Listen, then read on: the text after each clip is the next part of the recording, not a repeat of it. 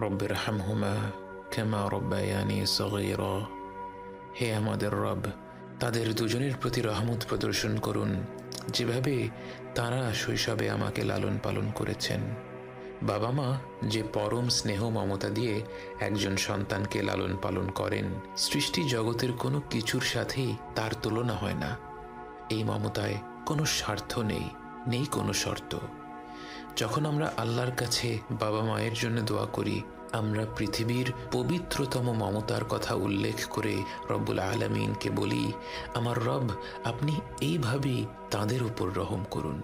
বাবা মায়ের জন্য এই দোয়াটি পবিত্র কোরআনের মাধ্যমে আল্লাহই আমাদের শিখিয়েছেন।